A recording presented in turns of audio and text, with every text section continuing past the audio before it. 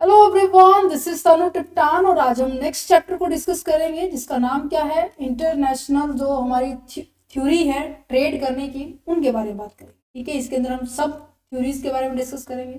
देखो, इग्नू के अंदर जो एमकॉम फर्स्ट ईयर के जो स्टूडेंट्स हैं उनका सिलेबस चला हुआ है। ठीक है, और ये जो चैप्टर है ये सभी मोस्ट ऑफ, जैसे कि हमारे ग्रेजुएशन के अंदर भी आता है ये, या फिर मैं कहूँ कि अदर जो यूनिवर्सिटीज़ है, के यू के यूनिवर्सिटीज़ है, CDLU है, CBLU है, CRSU है, IG यूनिवर्सिटी है, DU है, कि कहीं ना कहीं ये जो थ्योरी है कहीं ना, और मैं यहाँ पे कहूँगी जो UGC नेट का ये जो प्रिपरेशन कर रहे हैं वहाँ पर ये थ्योरी बहुत ज़्यादा इंपॉर्टेंट है, क्योंकि इंटरनेशनल बिजनेस इन्वायरमेंट से एक यूनिट है, यूनिट नंबर 1, वहाँ पे ये थ्योरी का टॉपिक सबसे पहले दिया हुआ है।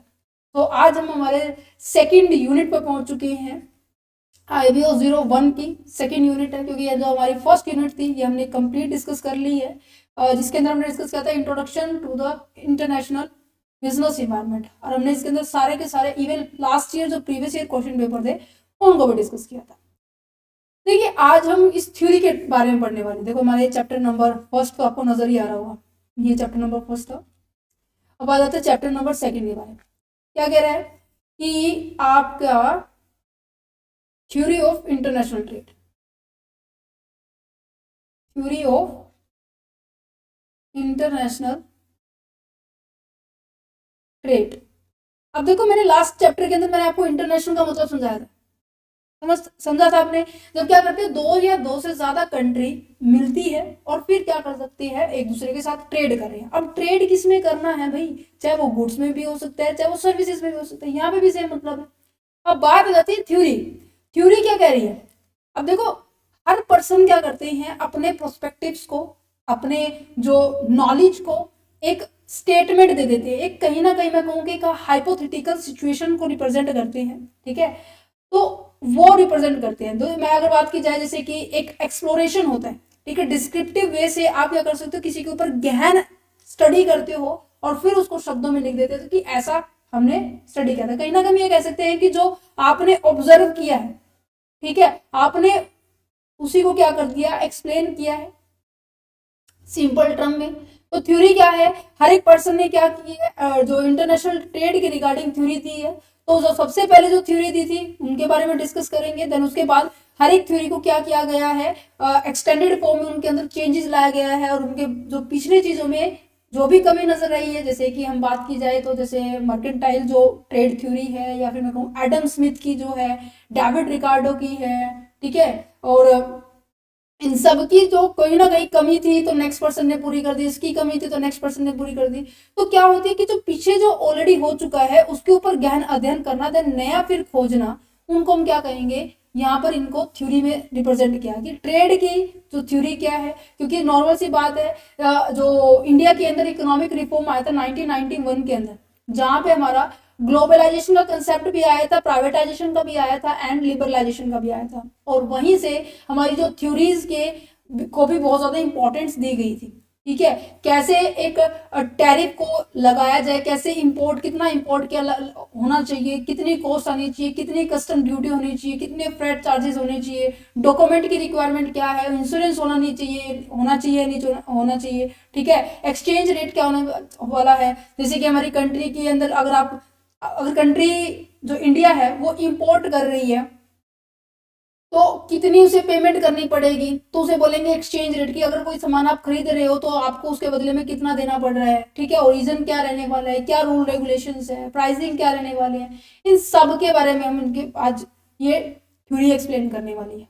ठीक है, तो इस चैप्टर के अंदर हम 3 थ्योरी है। वैसे आपकी बुक के अंदर पता है कैसे दी हुई है, जैसे अटपटा सा दिया हुआ है, मैंने इसको स्टैंडर्डाइज वे में आपको, आपकी बुक में कुछ इस तरीके से ये वाले पॉइंट्स दिए हुए हैं, ये इस तरीके से आपकी बुक के अंदर labour theory of the value, ठीक है, टर्की इक्विलिब्रियम दिया हुआ है, absolute advantage, comparative advantage, free trade and the gain from the trade दिया हुआ है, trade off term of trade दिया हुआ है, ठीक है, रिलेटिव फैक्टर दिए हुए हैं, रिलेटिव डेंसिटी दी हुई है, जम्पशंस दी हुई है, ये इन सभी के दिए हुआ है। ठीक है, पर मैंने इसको और अच्छे वैसे समझाया हुआ है, हम इनको भी डिस्कस करेंगे। पर सबसे पहले जो क्लासिकल थ्योरी के अंदर पहले हम इंट्रोडक्शन पढ़ लेते हैं कि जो इंटरनेशनल ट्रेड का मतलब क्या होता है, कि इसका मतलब ये है कि जब हम क्या करते हैं, एक्सचेंज करते हैं, चाहे वो गुड्स का है चाहे सर्विसेज का है, दो कंट्रीज के बीच में। एग्जांपल के तौर पर ये है USA, ये है इंडिया।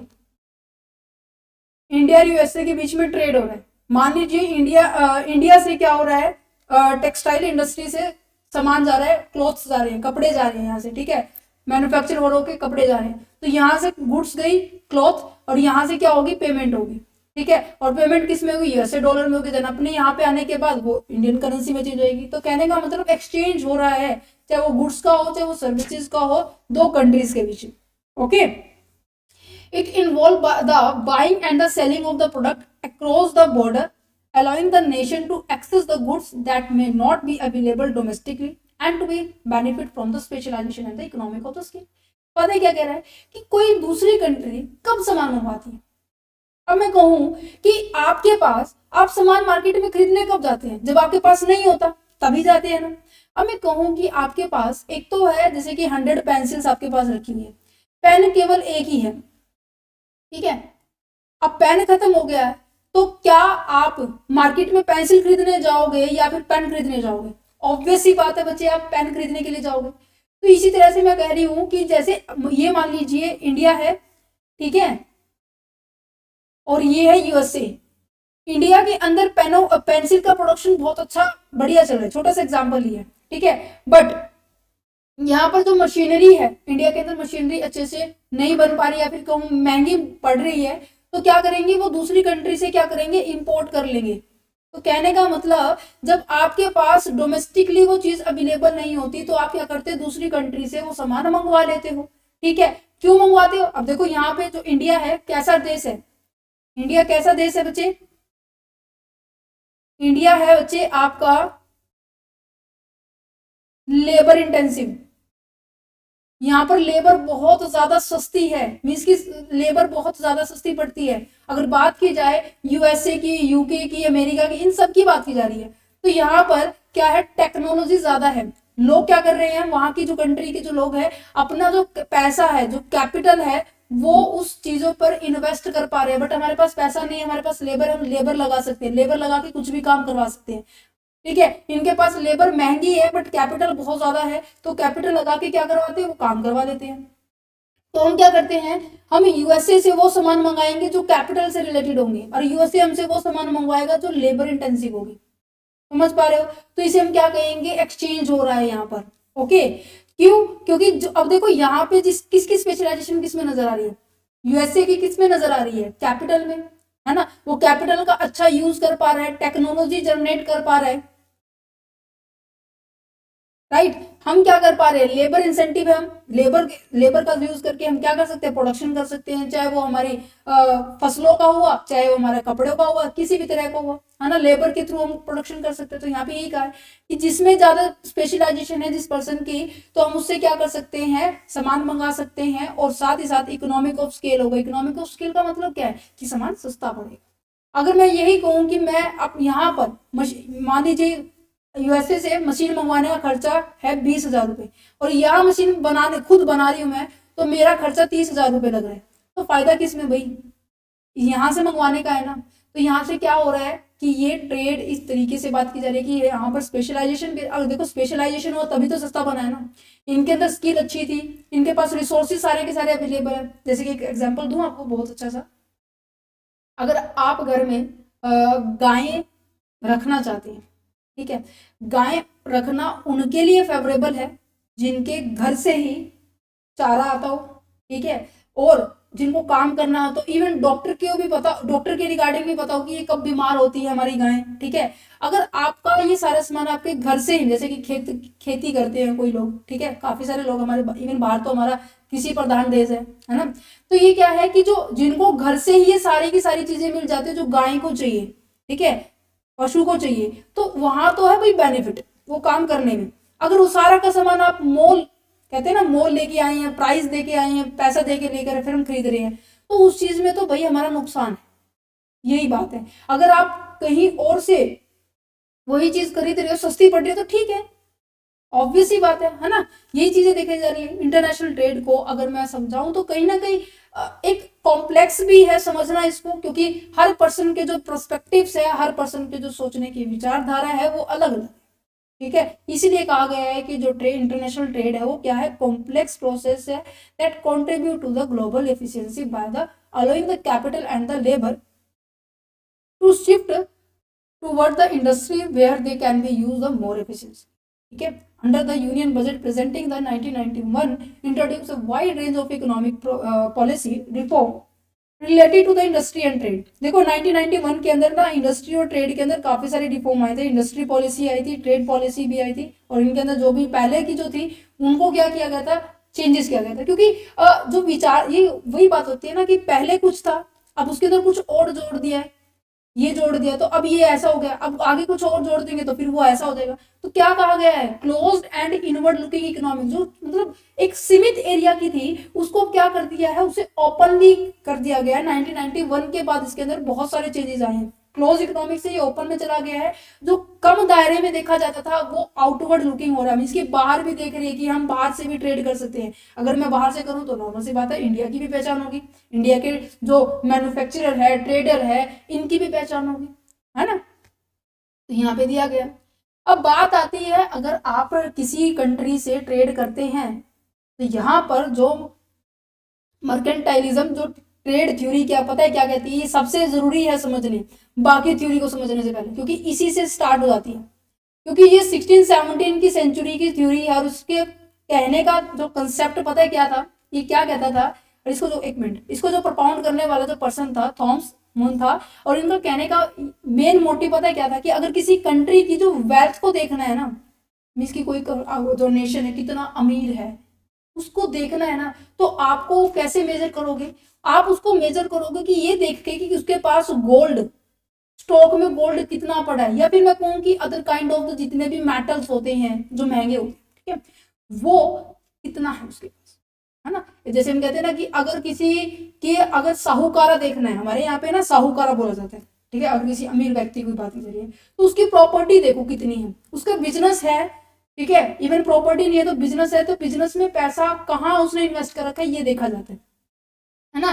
तो ये इसी तरह से अगर किसी कंट्री को, पहले 16 और 18 सेंचुरी की बात की जा रही है, तो थॉमस जी का कहना था कि अगर किसी नेशन की वेल्थ को देखना है कि वो अमीर है, गरीब है, कैसा है, तो सीधा डायरेक्ट जाके ये देखो कि उसके स्टॉक में कितना सोना पड़ा है, कितना उसके पास मेटल है, ठीक है, क्योंकि जिसके पास जितना सोना होगा उतना ही क्या माना जाएगा कि वो उतना ही अमीर है।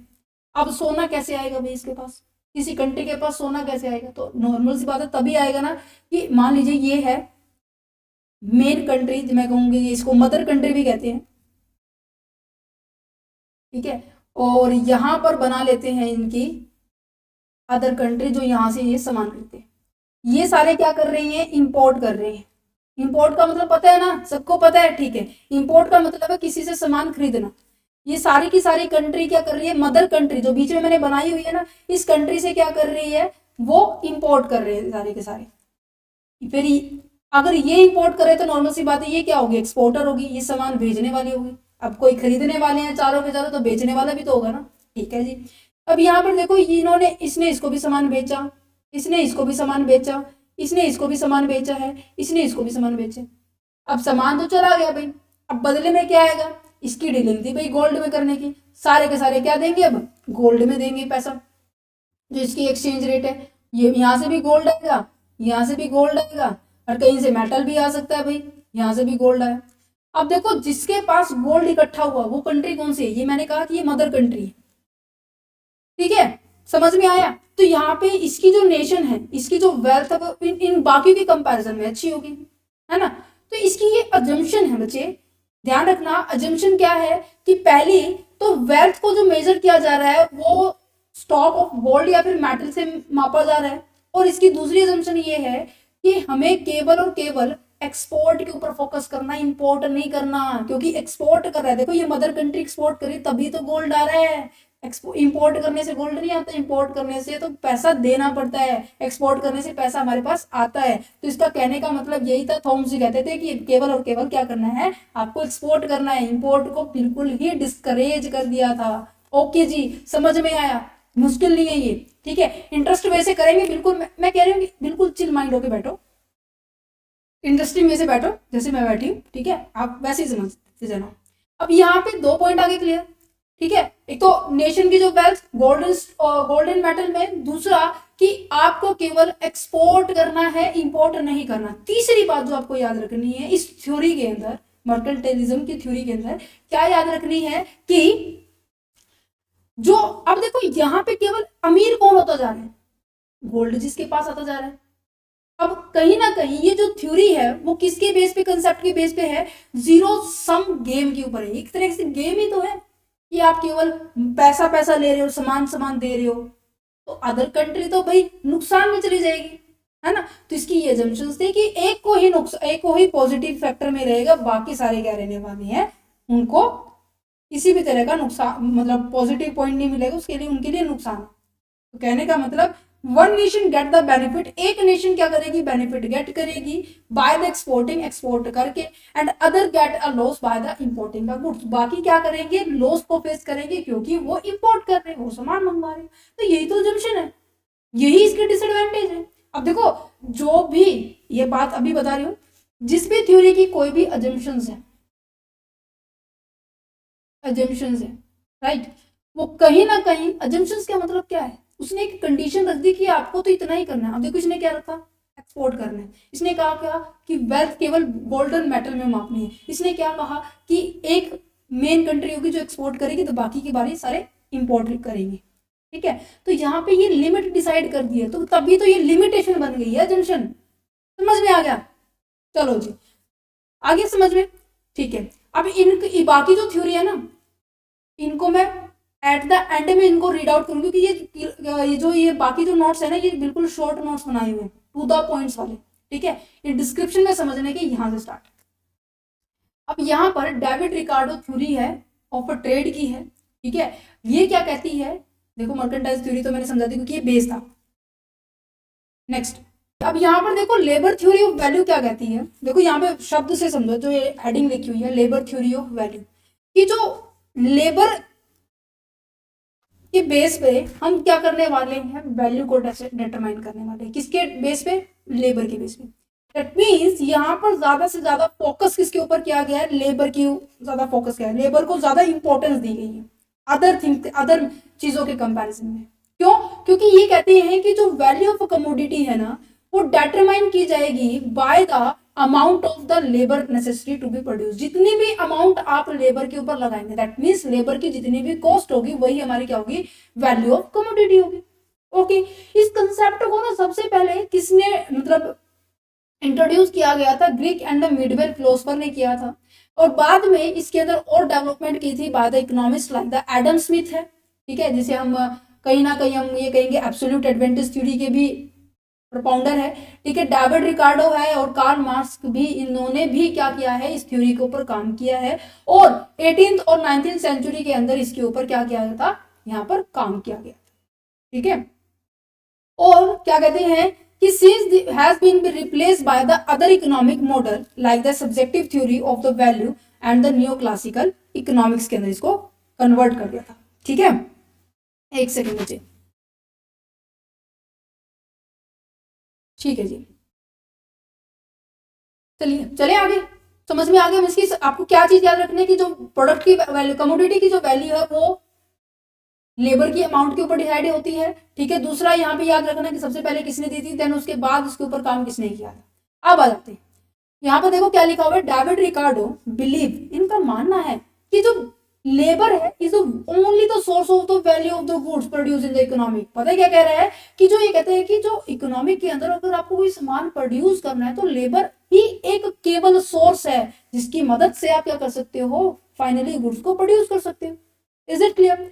This does not mean that no other inputs are required in the production। इसका मतलब ये भी नहीं है कि मैं ये कह रही, ये जो सॉरी मैं नहीं, डेविड रिकार्डो जी कह रहे हैं कि अदर इनपुट्स की जरूरत नहीं होती। नहीं, उनकी भी जरूरत होती है, बट सबसे ज्यादा इसकी जरूरत होती है, क्योंकि कोई भी अगर इनपुट्स है, जैसे रॉ मटेरियल है, कैपिटल है, इनको अगर कन्वर्ट करना है, ये किसके मदद से होते हैं, बाय द लेबर के थ्रू होते हैं। तो ultimately it is the labour which determine the relatively valuation of the goods. तो अल्टीमेटली कहीं ना कहीं लेबर को ज्यादा फोकस करके ये कहा गया है कि जो वैल्यू है गुड्स की वही डिटरमाइन करेंगे, ठीक है।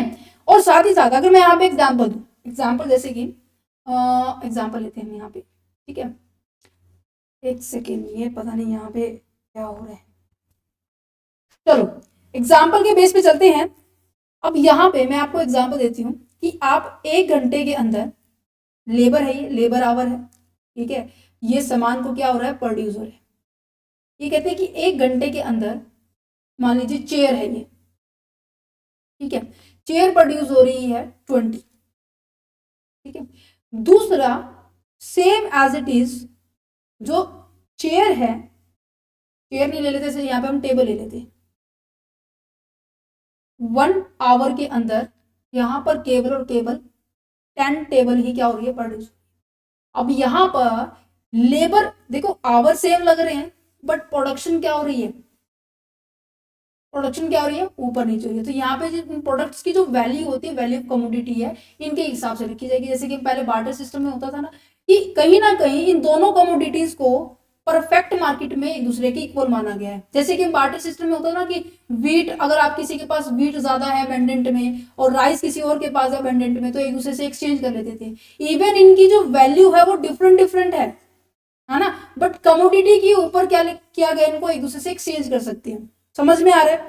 तो यहाँ पे क्या है, एक्सचेंज जो रेशियो है, एक्सचेंज जो रेशियो है इज इक्वल टू वैल्यू कहेंगे इसको, जो कि इसके ऊपर डेटरमाइन की गई है, डेटरमाइन बाय लेबर के द्वारा डेटरमाइन की गई, क्योंकि दोनों चीजें तो इसी ने प्रोड्यूस की है। That's it, including the labour use to the develop capital, capital को डेवलप करने के लिए, इवन उसका स्ट्रक्चर चेंज करने के लिए भी हमें लेबर की जरूरत होती है। जैसे कि फिजिकल एसेट्स होती है and use to produce the other assets, उसको फिजिकल एसेट से किसी अदर एसेट्स में कन्वर्ट करना, and the labour cost of the raw material and the machinery. In this framework, the value of the goods is not determined by the usefulness and the market in demand. ये पता है concept, यहाँ पे ये भी इसने आगे कर दिया कि जो मार्केट में डिमांड होती है ना, मार्केट में इनकी प्रयोग के बेस पे इनकी वैल्यू डिटरमाइन की जाती है। नहीं नहीं नहीं, यहाँ पे लेबर डिसाइड किया जाएगा। Labour time expanded in its production, अगर प्रोडक्शन में लेबर का टाइम ज्यादा लग रहा है, उसकी कॉस्ट ज्यादा रहे, तो वहां पे उसकी वैल्यू भी उतनी हो जाएगी। ठीक है, तो कहीं ना कहीं देखो, जो जिनके ऊपर फोकस किया गया मैंने यहाँ पे याद रखना। अब यही चीज इसकी क्रिटिसिज्म बन रही है, जो चीजें एजम्पशंस होती है मैंने आपको बताया, अभी क्रिटिसिज्म होती है। तो इसने अदर जितने भी फैक्टर्स थे उनको इग्नोर कर दिया।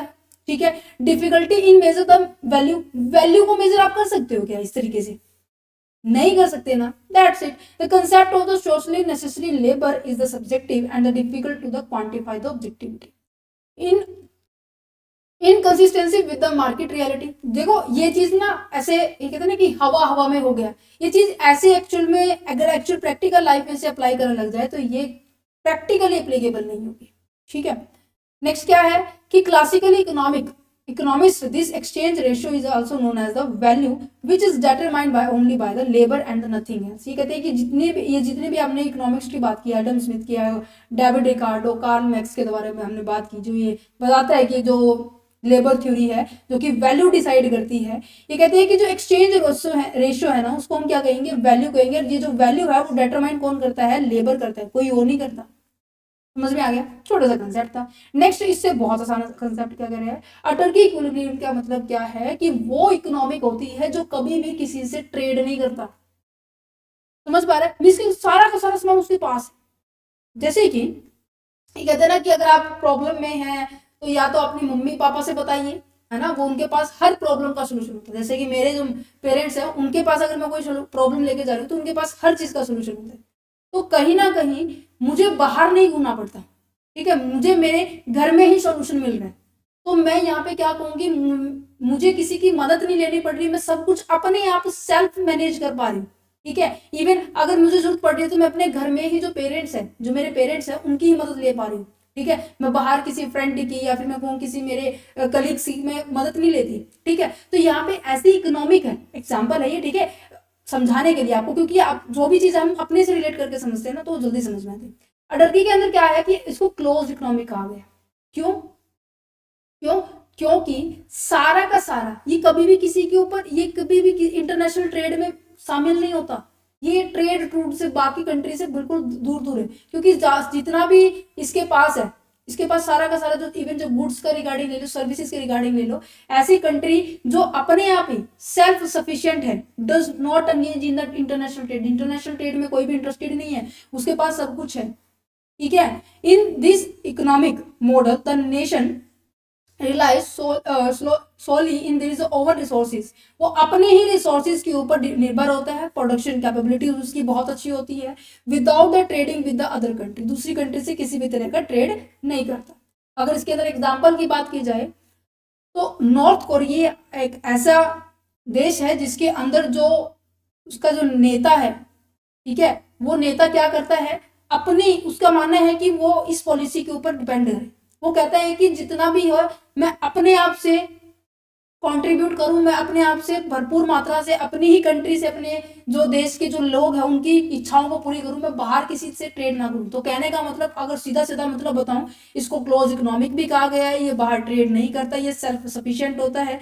एग्जाम्पल इसका नॉर्थ कोरिया, ठीक है, दूसरी कंट्री से ट्रेड नहीं होता, उसे कहते हैं एटर्की इक्विलिब्रियम। नेक्स्ट आ जाता है एब्सोल्यूट एडवांटेज थ्योरी।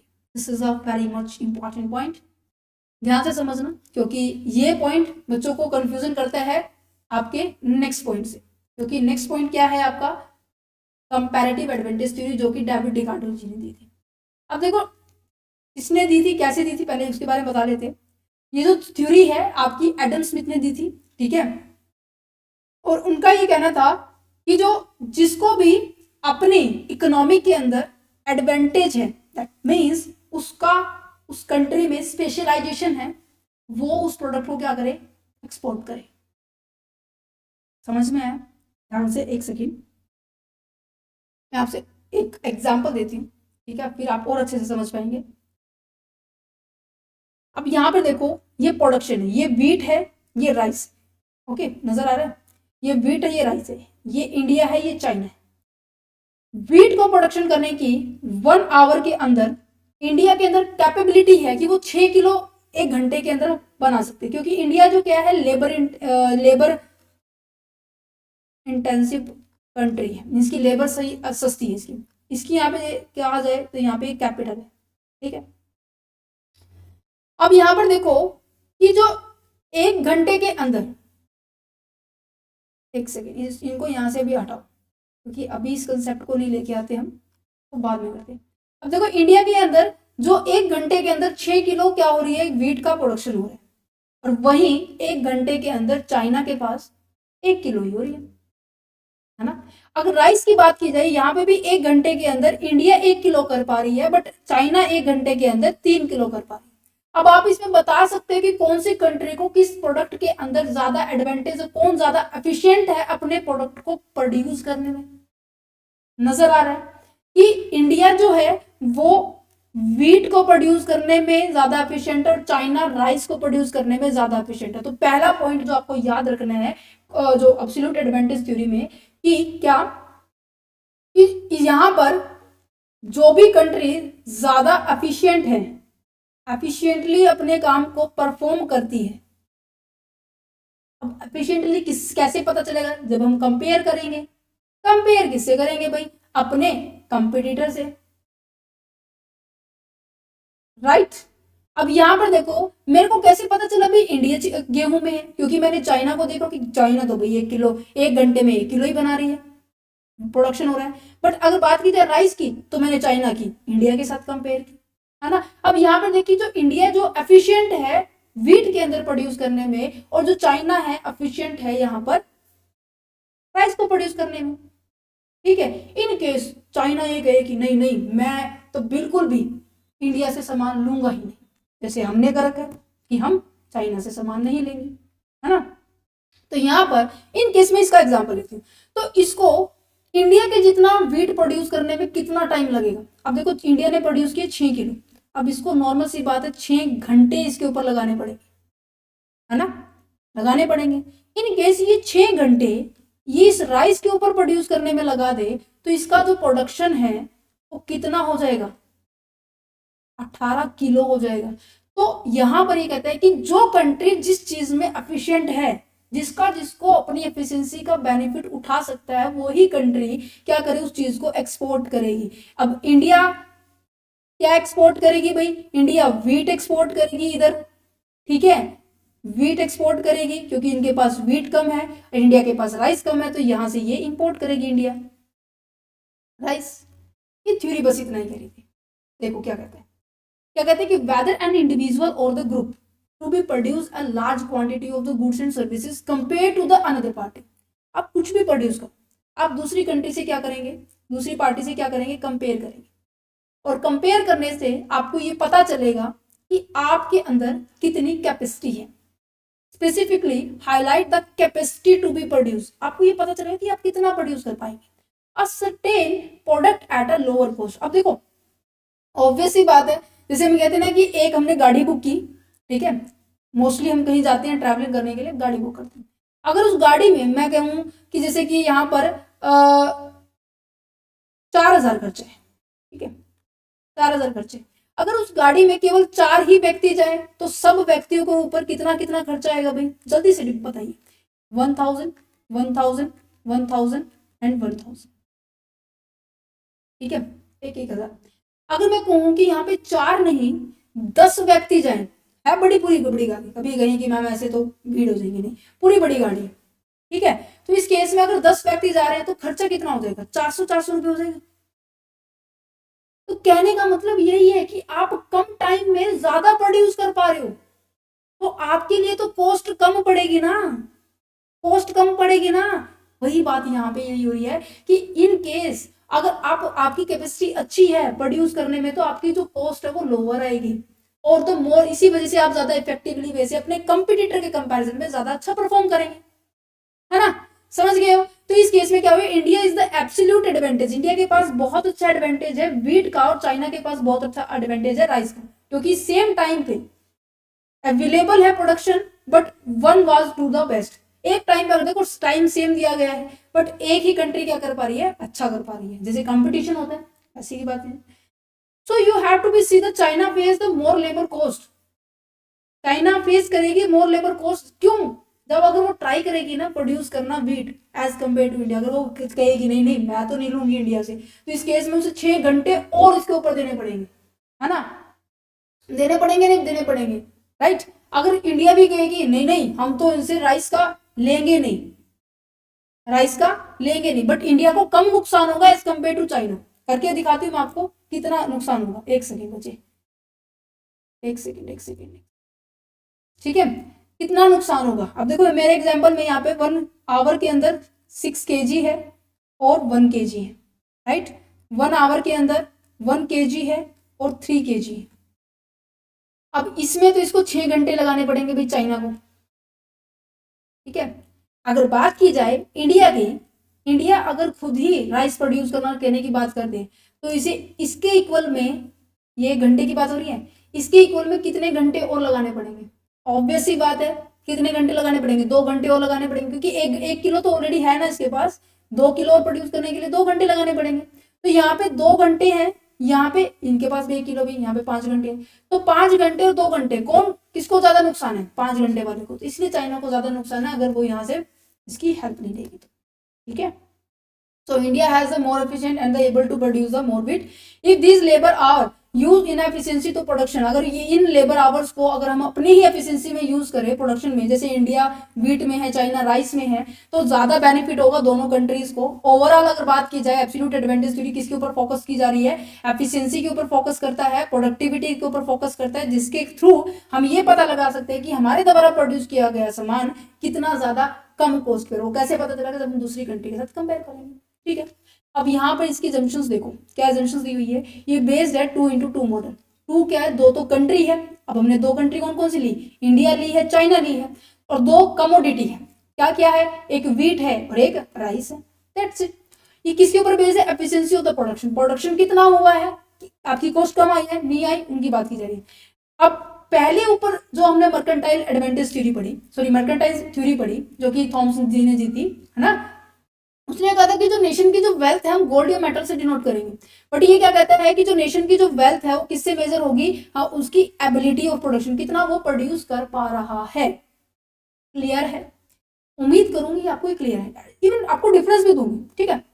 चलिए तो बढ़ते हैं कंपैरेटिव एडवांटेज थ्योरी। देखो कंपैरेटिव एडवांटेज जो थ्योरी है ना वो आपके डेविड रिकार्डो जी ने दी थी। वो क्या कहते हैं, वो कहते हैं कि हमें, अब वो देखो एब्सोल्यूट एडवांटेज थ्योरी में तो क्या देखा कि हमने लेबर कॉस्ट को मिनिमाइज किया है ना। लेबर कॉस्ट की तभी मिनिमाइज हुआ था ना जब हमारे पास क्या है, एफिशिएंसी थी, कैपेसिटी थी किसी प्रोडक्ट को प्रोड्यूस करने के लिए। आप दूसरी कंट्री कंपैरिजन में ज्यादा पॉजिटिव पॉइंट में। अब यहाँ पर पता है किसके ऊपर फोकस किया गया है, अपॉर्चुनिटी कॉस्ट के ऊपर। Emphasise the analysis of the opportunity cost. अभी अपॉर्चुनिटी कॉस्ट होती क्या है, ये एक ऐसी कॉस्ट होती है जो सेक्रीफाइस करते हैं सेकंड बेस्ट अल्टरनेटिव के ऊपर। एग्जाम्पल के दो, मैं आपको टूर पे लेकर जाने की बात कर रही हूँ, ठीक है। एक टूर लेके चलते हैं लेह लद्दाख का और एक टूर लेके चलते हैं जम्मू कश्मीर का, ठीक है। अब मैं ये देख रही हूं कि यहां पर बच्चों ने मोस्ट ऑफ क्या किया है, लेह लद्दाख के लिए सेलेक्ट किया, ठीक है। इसकी कॉस्ट थी 50, मैं एक छोटा सा एग्जांपल या अपॉर्चुनिटी कॉस्ट कंसेप्ट को समझाने के लिए एग्जांपल है, 50 रुपए, ठीक है। लेह लद्दाख के लिए जाने के लिए जो कॉस्ट थी ये रुपीज थी 40, ठीक है। अब यहाँ पे अपॉर्चुनिटी कॉस्ट क्या हुई, आपने सेलेक्ट कौन सा किया, लेह लद्दाख सेलेक्ट किया, ठीक है।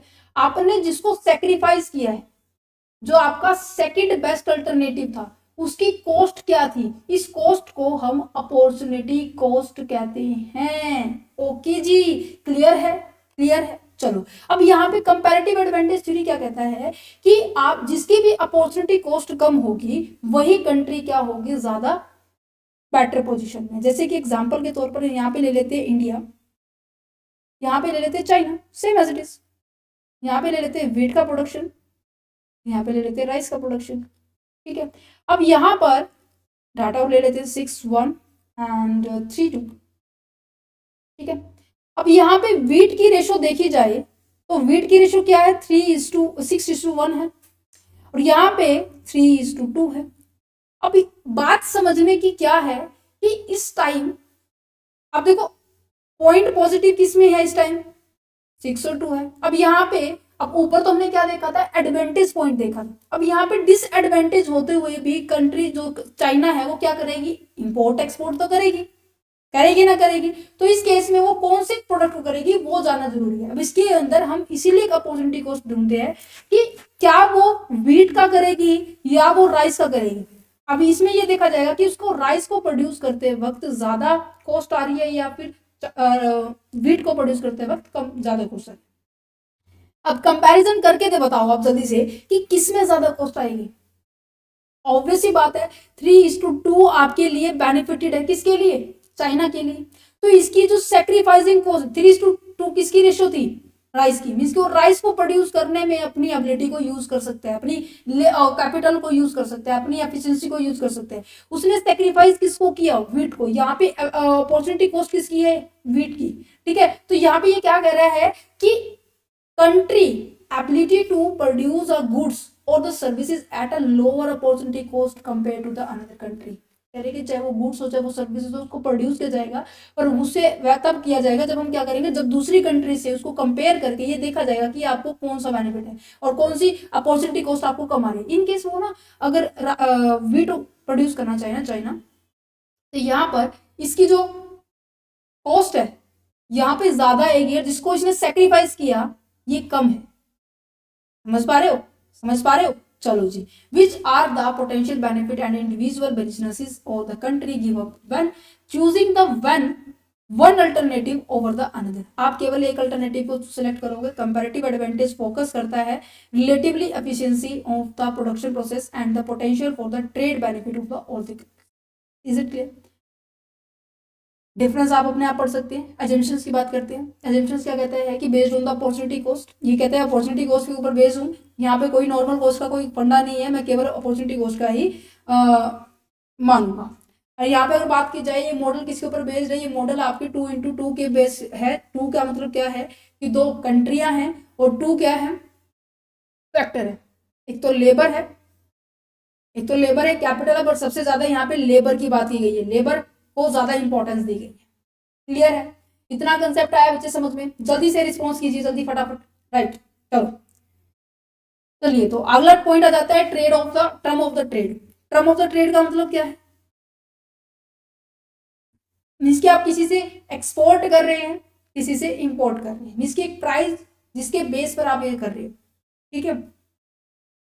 It means that a price is received for its export have been increased more than the price it pay the import. देखो क्या लिखा हुआ है, the term of the trade refer to the ratio between the index of the export price, export का price है, और आपका import का प्राइस है,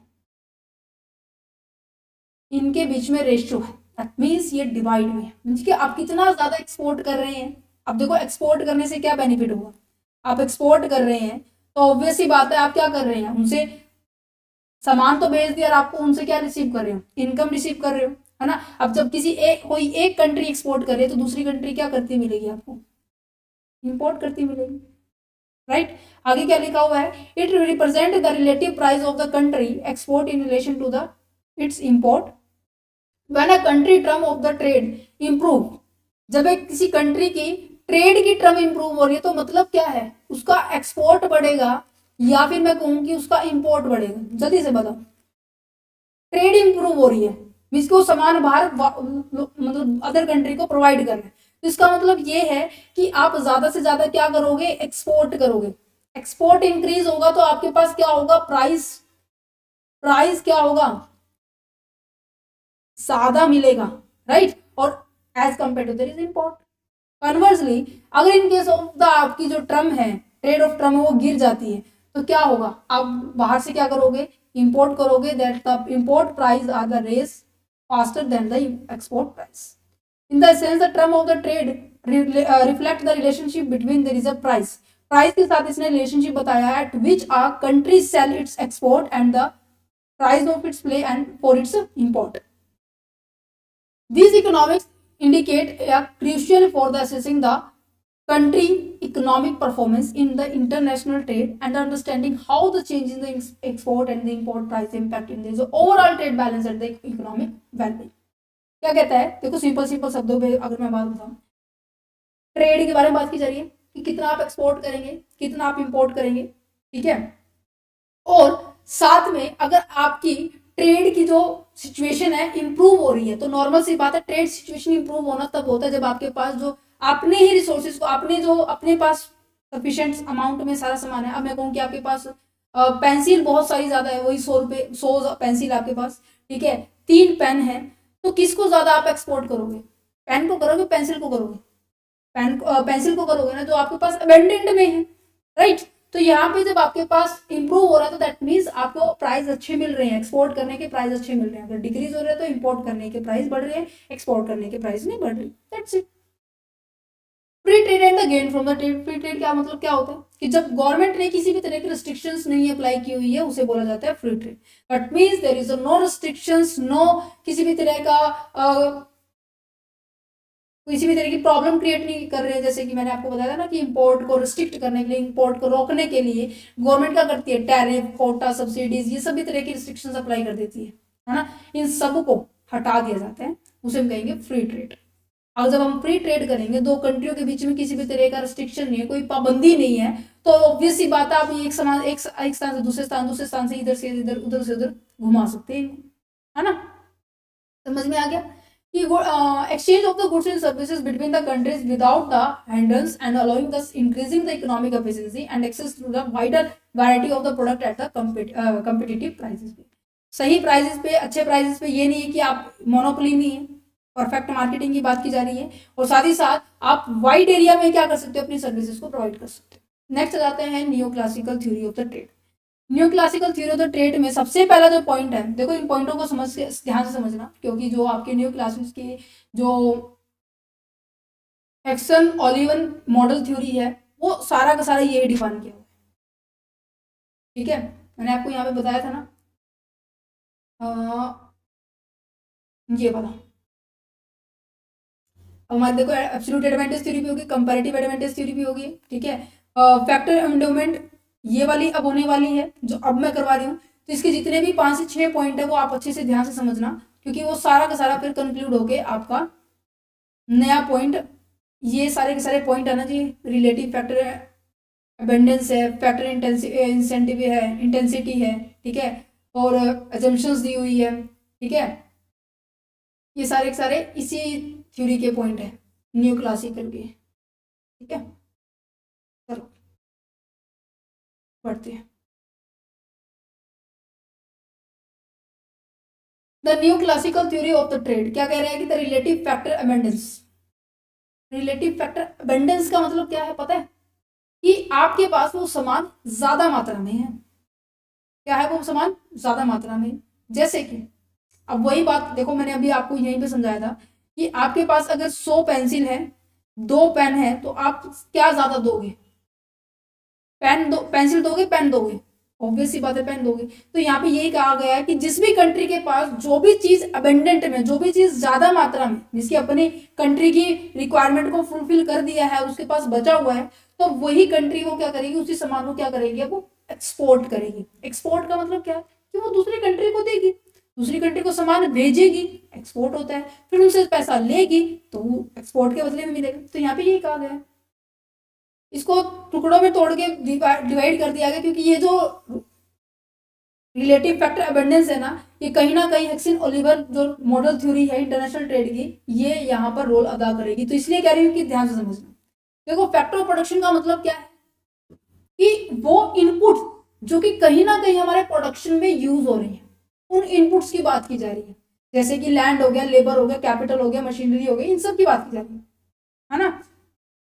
उनका प्रोडक्शन वे जो फैक्टर है, फैक्टर कहीं ना कहीं हम कहेंगे उन सारे इनपुट को कहेंगे जो कि हमारे फाइनल आउटपुट को प्रोड्यूस करने में हमें मदद करती है। रिलेटिवली अबंडेंस का मतलब क्या है? कि आपके पास एक्स्ट्रा में है, आपके पास ज्यादा मात्रा में है। It's not the absolute amount of the factor but the relatively available compare to the other factor within the country that matter. That means अगर मैं कहूँ कि आपके पास दो चीजें, अब देखो कंट्री ए है, इसके पास लेबर भी है, सॉरी इसके पास दो चीज है, लेबर और कैपिटल। लेबर इसके पास ज्यादा है, लेबर अबंडेंट है ये, दैट मीन्स इंडिया हो गया। इंडिया के पास लेबर सबसे ज्यादा, लेबर बहुत सारी है ना। अगर बात की जाए कंट्री बी की, इसके पास भी दो ऑप्शन है, एक लेबर है, कैपिटल है, ठीक है। बट कंट्री जो बी है उसके पास ज्यादा कैपिटल है एज कंपेयर टू लेबर, तो इसे हम क्या कहेंगे? कैपिटल अबंडेंट कंट्री, ठीक है। जो ओलिगर मॉडल जो क्या कहता है, ये प्रपोज करता है country tends to export the goods. Country क्या करेगी? एक्सपोर्ट करेगी उन गुड्स को that use their relatively abundant factor of the production. अब देखो यहां पर क्या है कि जो मैंने आपको इंडिया का एग्जांपल दिया, इंडिया के अंदर टेक्सटाइल इंडस्ट्री का एग्जांपल ले रही हूँ, ठीक है। मैं यहाँ पे जो क्लॉथ गारमेंट्स है वो अच्छा प्रोडक्शन होता है, ठीक है। दूसरी कंट्री ले रहे हैं यूएसए, ठीक है। यहाँ पर जो टेक्नोलॉजी है बहुत बढ़िया है, तो यहाँ पे मशीन बहुत अच्छे से बन रही है। अब इंडिया के पास लेबर अबंडेंट है, तो ये क्लॉथ प्रोडक्शन किया हुआ है, तो इसके पास ज्यादा मात्रा में क्या होगी? ज्यादा मात्रा में क्लॉथ है, तो इसको ये क्या करेगी? क्लॉथ को क्या करेगी? एक्सपोर्ट करेगी।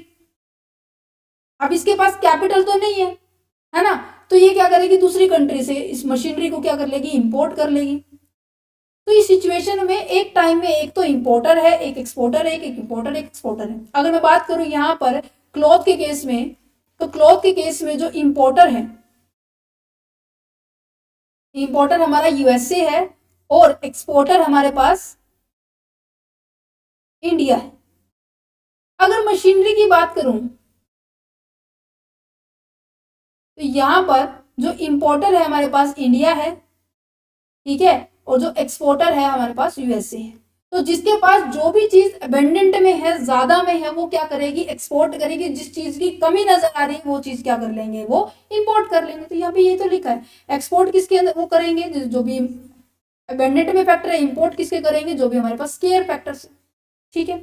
अब कंट्री ए के पास लेबर अबेंडेंट है, तो नॉर्मल सी बात है कैपिटल अबेंडेंट कंपोनेंट को वो एक्सपोर्ट करेंगे, लेबर को, sorry capital abundant, labour abundant को एक्सपोर्ट करेंगे और कैपिटल अबेंडेंट को, स्केर्सिटी को इंपोर्ट। क्लियर?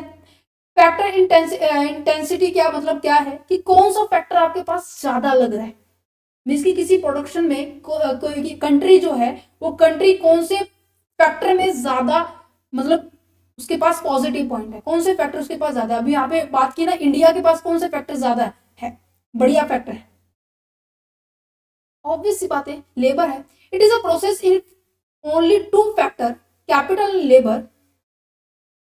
देखो भाई, लेबर की जो स्पेलिंग है आप इसको करेक्ट कर लेना, ठीक है।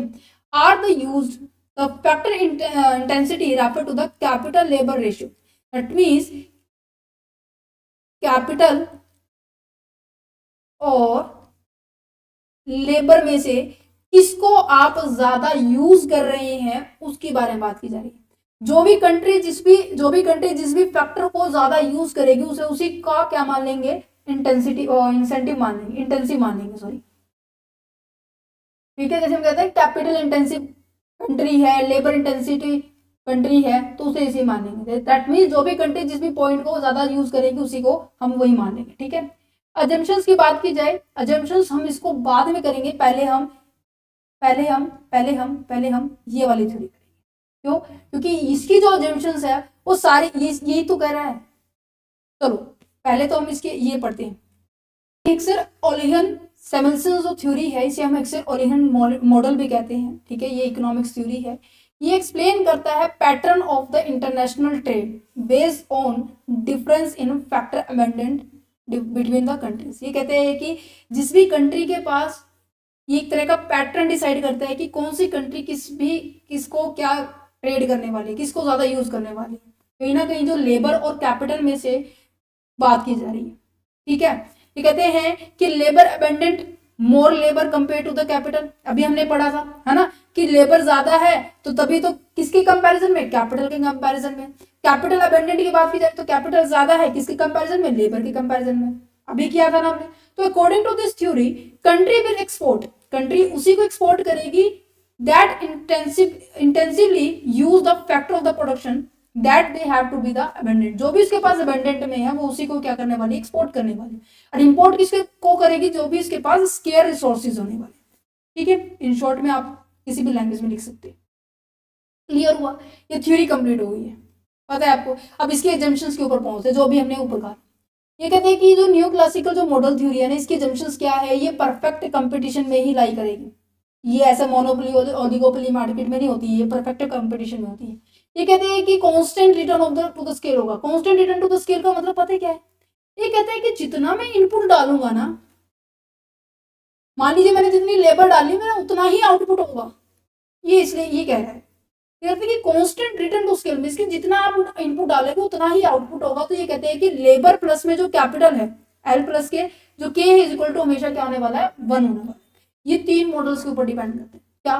पहली बात तो ये 2 कंट्रीज होती है, 2 कंट्रीज के बीच में ट्रेड करते हैं। 2 कमोडिटी होती है, ठीक है। और कमोडिटी के अंदर जो 2 फैक्टर यूज हुए हैं प्रोड्यूस करने में, तो उनको भी यूज किया गया है, ठीक है। और वो फैक्टर केवल लेबर और कैपिटल ही होंगे। Is it clear? और जो भी कमोडिटी, जो भी फैक्टर आपके पॉइंट ऑफ व्यू से अबंडेंट होंगे वही आप उसको यूज करेंगे गुड्स को प्रोड्यूस करने में। ओनली गुड्स मूव, ये कह रहे हैं कि केवल बना हुआ सामान जो हम बना रहे हैं ना वो सामान मूव होगा। ये नहीं है कि इन फैक्टर्स को मूव करना शुरू कर दें। इसके अंदर ये सबसे ज्यादा इंपॉर्टेंट पॉइंट है।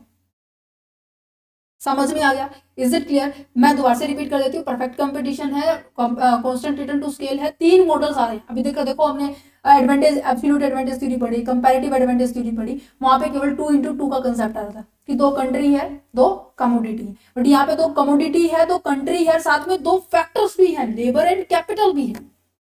ओके चलिए, तो product price ratio and the factor price ratio क्या कहते हैं कि प्रोडक्ट प्राइस रेशियो का मतलब ये है कि जो ratio of the price of the 2 commodity goods and services, it's compare the relative cost of the one product compare to the another product. पता है क्या कह रहे हैं? आप मान लीजिए आप चॉकलेट खरीदते हैं, ठीक है। एक तो आप चॉकलेट खरीदते हैं, दूसरा आप मान लीजिए फ्रूट खरीदते हैं, ठीक है। इनकी कॉस्ट कितनी आई है? मान लीजिए चॉकलेट है 20 रुपीज की आई, फ्रूट्स आया 200 का। इनकी जो प्रोपोर्शन होता है ना 200 अपॉन में 20, तो इनकी बात की जा रही है 10 अपॉन में 1। That's it. कि प्रोडक्ट के प्राइस का रेशियो क्या होता है बच्चे? डिवाइड, दैट मीन्स ये प्रोपोर्शन। प्राइस, ये हमने प्राइस रखा, प्रोडक्ट का प्राइस बोल रहे हैं। अब एग्जांपल यहाँ पे देखो क्या लिखा हुआ है कि price, a product price ratio is a 2 into 1 कैसे? The apple and the orange indicate the apple cost is twice as much as the orange. ये कहते हैं कि जो एप्पल की तो कॉस्ट आपकी मान लीजिए 20 रुपए है और ऑरेंज की कॉस्ट आपकी कितनी है 10 रुपए है, तो एप्पल की कॉस्ट ऑरेंज की कॉस्ट में डबल है ना? क्या पता है, अब देखो 1 किलो 20 रुपए की आई है। अब यहाँ पे अगर बात की जाए ऑरेंज 10 रुपए किलो है तो आप कितने किलो ले सकते हो? 2 किलो। एप्पल का अगर कॉस्ट की बात की जाए तो एप्पल की कॉस्ट ज्यादा है, ठीक है। अगर क्वांटिटी की बात की जाए तो ऑरेंज की क्वांटिटी ट्वाइस है। क्लियर है? अगर फैक्टर प्राइस कॉस्ट की बात की जा रही है तो फैक्टर प्राइस का मतलब क्या है कि कौन कौन से फैक्टर आप यूज करके अपने प्रोडक्ट को बना रहे हो, ठीक है, प्रोड्यूस कर रहे हो। मान लीजिए मैंने क्या किया, एक तो स्किल लेबर ले ली है, एक अनस्किल लेबर ले ली है। अब स्किल लेबर की ऑब्वियस सी बात है कॉस्ट ज्यादा आएगी और अनस्किल लेबर की कम कॉस्ट आएगी। तो यहाँ पे जो स्किल लेबर क्या होती है हमेशा ज्यादा कॉस्टली होती है, जिसकी ट्वाइस होती है इस एग्जाम्पल के अकॉर्डिंग, और as compare to there is unskill. Point हो गया कंप्लीट, ठीक है। नेक्स्ट हो जाते हैं price, factor price equilibrium theorem. Factor price equilibrium theorem क्या कहती है कि जो आपका जो फैक्टर के जो प्राइस है वो हमेशा क्या रहने वाले हैं, जब हम ट्रेड कर रहे हैं वो इक्वल रहने वाले हैं। बट ट्रेड कैसे करेंगे, यहाँ पे एक ही बात है याद रखने का कि यहाँ पर फ्री ट्रेड होगी, तभी तो प्राइस क्या होंगे हमारे इक्वल होंगे, तभी तो प्राइस हमारे पॉइंट पे इक्वल होंगे। अब देखो नॉर्मल सी बात है, जब दो कंट्रियां एक्सपोर्ट इंपोर्ट कर रहे हैं, फ्रीली कर रहे हैं, कोई रिस्ट्रिक्शंस नहीं है, तो क्या होगा कि वहां की जो मशीनरी है इंडिया के अंदर आएंगी, इंडिया के जो टेक्सटाइल प्रोडक्ट्स है वो वहां जाएंगे, और कुछ टाइम के बाद तो क्या पता कि वो मशीनरी परमानेंटली लॉन्ग टाइम के लिए वहां जाए। तो इस वजह से जो आपके फैक्टर जो प्राइस होते हैं हमेशा क्या हो जाएंगे, इक्वली हो जाएंगे। The theorem is based on the assumptions that the country share the same technology and have the free trade। ये लाइन इसके अंदर इंपॉर्टेंट, ठीक है, ठीक है। अब यहाँ पर आपकी ना ये सारी की सारी जो थ्योरी है, जो नियो क्लासिकल थ्योरी और क्लासिकल थ्योरी, ये सारी की सारी कंप्लीट हो गई है, ठीक है। इनको और अच्छे शॉर्ट फॉर्म में देखने के, देखो आपको और अच्छे से समझ में आ जाए, आप यहाँ से भी देख सकते हैं इन चीजों को, तो बहुत आसान लैंग्वेज में लिखा हुआ है। देखो क्या है यहाँ पर, एब्सोल्यूट एडवांटेज थ्योरी है, किसने दी थी, एडम स्मिथ ने दी थी, ठीक है। सेकंड पॉइंट क्या है कि किसके ऊपर बेस्ड है, पॉजिटिव सम गेम के ऊपर बेस्ड है। इसने क्या कहा था कि ऊपर वाली ने तो क्या किया था, जीरो सम बेस्ड है कि एक को नुकसान दूसरे को प्रॉफिट है, बट ये कहते हैं कि दोनों को प्रॉफिट होने वाला है ना। जो जो कंट्री जिस जिसमें एडवांटेज है वो क्या होने वाले एक दूसरे के अंदर एक्सपोर्ट इंपोर्ट कर लेंगे, ठीक है। तीसरा पॉइंट क्या कहा था कि when a country can produce a product more effectively, अगर कोई कंट्री ज्यादा इफेक्टिवली प्रोड्यूस कर रही है, लेस कॉस्ट आ रही है, नेचुरल रिसोर्सेज इजिली आपको अवेलेबल है देन अदर कंट्री के कंपैरिजन में, तो आप क्या करोगे, आपके पास वो क्या है, आपके पास वो पॉजिटिव एडवांटेज, एब्सोल्यूट एडवांटेज है, ठीक है, ठीक है जी। जिसके डिसएडवांटेज हमने डिस्कस किए थे, कंपैरेटिव एडवांटेज किसके ने दी थी, डेविड रिकार्डो ने दी थी। इसका मेन मोटिव क्या था कि ये इसके ऊपर फोकस कर रहा था, अपॉर्चुनिटी कॉस्ट के ऊपर फोकस कर रहा था, राइट। ये सारे सारे देखो टू द पॉइंट, ऐसे पॉइंट्स में भी दिया हुआ मैंने इनको, ठीक है। फैक्टर अमेंडमेंट थ्योरी जो कि एलिन हिक्सर ने एंड द ब्रिलियंट ऑयल ने दी थी, जिसकी वजह से इन दोनों को मिलाकर ही बोला गया था, जिसकी वजह से हिक्सर एंड ऑलिन थ्योरी कहा जाता है, ठीक है। Based on a country ability available production factor, country के अंदर कौन सा प्रोडक्शन फैक्टर अवेलेबल है, लेबर है या लैंड है, उसी को ज्यादा यूज करेंगे। जो कंट्री जिसमें जो भी कंट्री जिसके पास जो भी फैक्टर अवेलेबल है वही प्रोडक्शन होने वाला है, दैट्स इट, एक्सपोर्ट करने वाले हैं वो, ठीक है। लियोनटेफ पैराडॉक्स का मतलब क्या है कि आपको यहाँ पर ये देखो, ये आपके कंसेप्ट में है तो कर लेना, अदरवाइज इसको छोड़ देना, ठीक है। ये आपका कॉन्ट्राडिक्ट करता है आपके हिक्सन एंड ओलियन मॉडल थ्योरी को। ये कहते हैं कि नहीं, ऐसा नहीं है कि जो लेबर लेबर इंटेंसिव जो प्रोडक्ट है, जो कंट्री है, वो केवल लेबर को ही एक्सपोर्ट करेगी, नहीं, वो एक्सपोर्ट कर सकती है कैपिटल को भी। इसका बस यही कहना था, बट बाद में ये वापिस अपनी बात पे आ गया था, नहीं है आप लोग ठीक कह रहे थे, ठीक है। अब बात आ जाती है मॉडर्न लाइफ साइकिल की, अभी हम इसको नीचे डिस्कस करेंगे लोग मॉडर्न को, ठीक है। चलिए ओके, मॉडर्न थ्योरी की बात की जाए, modern theory of the international trade के बारे में क्या बात की जा रही है। सबसे पहले इसके अंदर 4 थ्योरी आती है, पहले आपको ये पता होना चाहिए कितनी थ्योरी आती है, 4 थ्योरी। 4 में से जो पहली थ्योरी कहती है प्रोडक्ट लाइफ साइकिल थ्योरी। ये कहते हैं ना कि कोई भी प्रोडक्ट है अपने 4 स्टेजेस से गुजर के जाती है, इसकी कोई 4 स्टेजेस होती है इस थ्योरी के अकॉर्डिंग, प्रोडक्ट लाइफ साइकिल के अकॉर्डिंग, ठीक है। क्या है, इंट्रोडक्शन है, ग्रोथ है, मैच्योरिटी है, डिक्लाइन। दैट मीन्स सबसे पहले तो क्या होता है, वो जो प्रोडक्ट है मार्केट में आता है, देन उसके बाद उसकी ग्रोथ होती है, फिर ऐसे लेवल पे पहुंच जाता है कि उसका एक पॉइंट आ जाता है सैचुरेटरी पॉइंट। जैसे हम कहते हैं ना कि ये एक लाइन है और ये प्रोडक्ट ऐसे चला जाके फिर ये नीचे जाना शुरू हो जाते हैं। तो यहाँ पे इंट्रोडक्शन हुआ, ये ग्रोथ हो रही है, देन ये पॉइंट क्या है, सैचुरेटरी पॉइंट है, मैच्योरिटी पॉइंट है, और देन ये क्या होना शुरू हो जाएगा, गिरना शुरू हो जाएगा। The length of each stage can be varied depending upon the factor. सारे की सारी जो इसकी जो मतलब सामान चलेगा नहीं चलेगा, प्रोडक्ट चलेगा नहीं चलेगा, है ना, ये डिपेंड करता है कि मार्केट में उस प्रोडक्ट की कितनी डिमांड है, कितना कंपटीशन है। ठीक है, ये थ्योरी बस यही कहती है कि प्रोडक्ट आएगा, इन चारों स्टेज से निकल के जाएगा, और चारों स्टेज के निकलने की जो टाइम ड्यूरेशन है वो डिपेंड करेगी मार्केट की डिमांड और कंपटीशन के हिसाब से।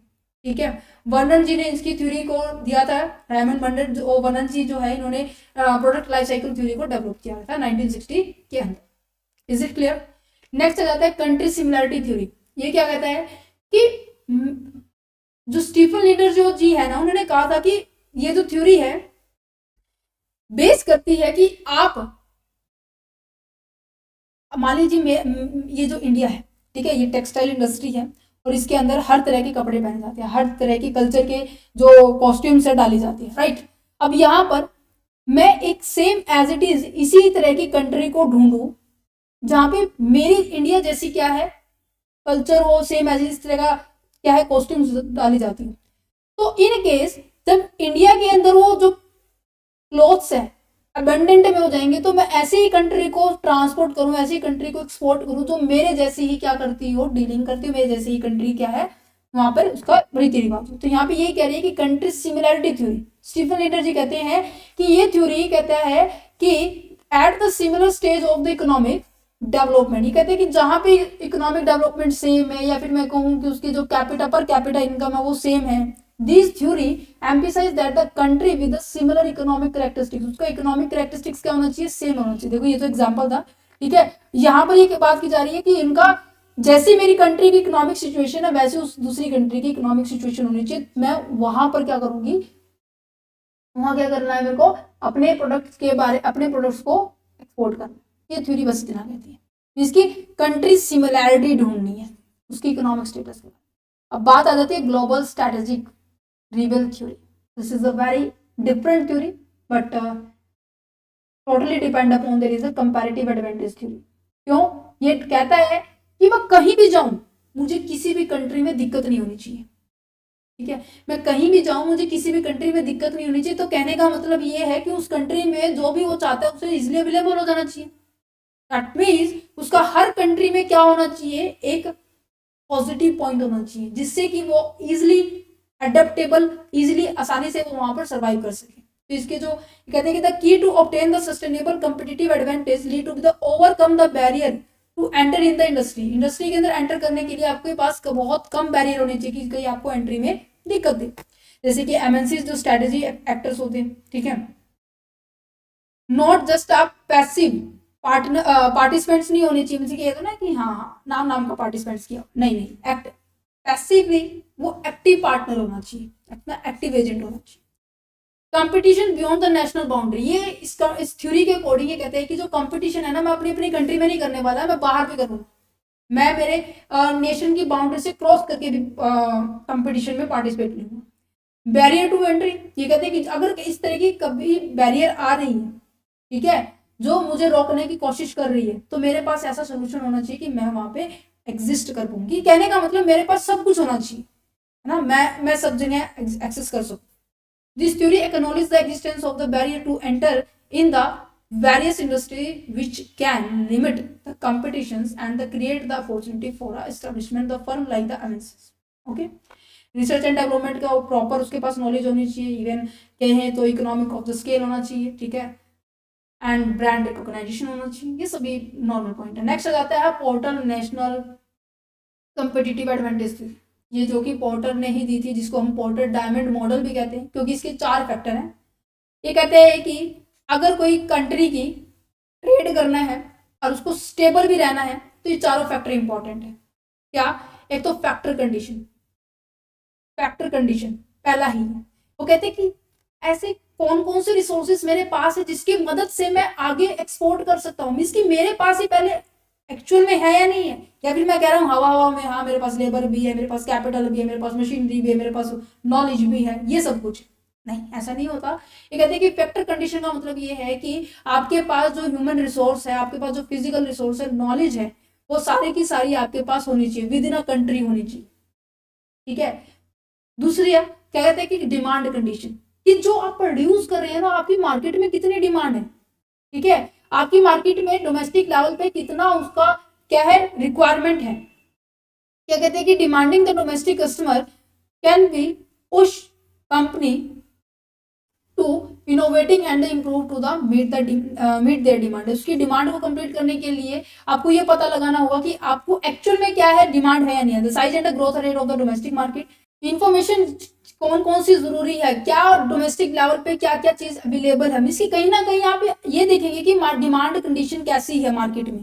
फैक्टर तो देख रहे, चलो आपके पास सारे के सारे फैक्टर हैं, ठीक है, आपके पास हर तरह के फैक्टर है, जो इनपुट फैक्टर सारे हैं जो कि आउटपुट प्रोड्यूस करेंगे। क्या वो आउटपुट प्रोड्यूस को करने के बाद वो आउटपुट यूज करने वाली डिमांड है, इसकी आउटपुट जो आपने प्रोड्यूस किया वो उसकी एक्चुअल में डिमांड है नहीं डिमांड है। अगर डिमांड है तो फिर आपको नेक्स्ट पॉइंट पे ध्यान रखने की बात है कि relative and supportive industry, means कि आपके जो सप्लायर है, ठीक है, आपके जो कंपटीटर है, वो आपको सामान इजिली अवेलेबल प्रोवाइड कर पा रहे हैं नहीं कर पा रहे, क्योंकि जो हमने फर्स्ट चैप्टर के अंदर डिस्कस किया था, जिसके अंदर हमारे एक्सटर्नल के अंदर जो माइक्रो के अंदर जो कंसेप्ट थे ना, जो सप्लायर का पॉइंट था, वो कहीं ना कहीं यहाँ पे आपको यूज हो रहा है, ठीक है।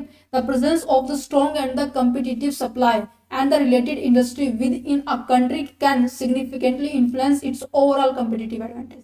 A cluster of the strong supportive industry can providing the crucial input, expertise and the innovation opportunity for the focal industry. क्या कह रहा है कि अगर आपके पास बढ़िया तरीके के जो सप्लायर है, रिलायबल सप्लायर है, ठीक है, आपको इनपुट अच्छे तरीके से प्रोवाइड कर रहे हैं, तो कहीं ना कहीं आपके लिए वो अपॉर्चुनिटी क्रिएट कर सकते हैं, innovation the opportunity for a focal industry. Last point क्या कह रहे हैं कि फर्म की स्ट्रैटेजी क्या है, आपकी फर्म की स्ट्रैटेजी क्या है, जो कंपनी जो मार्केट में जो फर्म है उसकी स्ट्रैटेजी क्या है, उनके बारे में बात की जा रही है। जो आपके जो कहीं ना कहीं जो मार्केट में कंपटीटर है, रिवल्स हैं, शत्रु हैं, उनकी जो मार्केटिंग स्ट्रैटेजी क्या है और स्ट्रक्चर्स क्या है, वो उनके बारे में बात की जा रही है। तो यहाँ पे जो इसकी जो 4 मॉडल है, पोर्टल नेशनल कॉम्पिटिटिव एडवांटेज के, कि आपके पास फैक्टर होने चाहिए, इसके आपके पास खुद के पास जो इनपुट होना चाहिए, इनपुट प्रोड्यूस करने के बाद जो आउटपुट आए उसकी डिमांड भी होनी चाहिए, और उसके बाद हमने ये देखना है कि आपके जो इनपुट प्रोड्यूस करने से लेकर आउटपुट तक पहुंचाने तक आपके पास जो सप्लायर है, या फिर मैं कहूँ आपके जो भी इंटरमीडिएटरी पर्सन है, वो आपको सपोर्ट कर रहे हैं या नहीं कर रहे। फिर 4th नंबर पे देखना है कि आपके जो मार्केट के जो कंपटीटर है, मार्केट की जो स्ट्रक्चर है, फर्म की जो स्ट्रेटेजी है, रिवल्स की जो स्ट्रेटेजी, वो आप देखना होगा, ठीक है।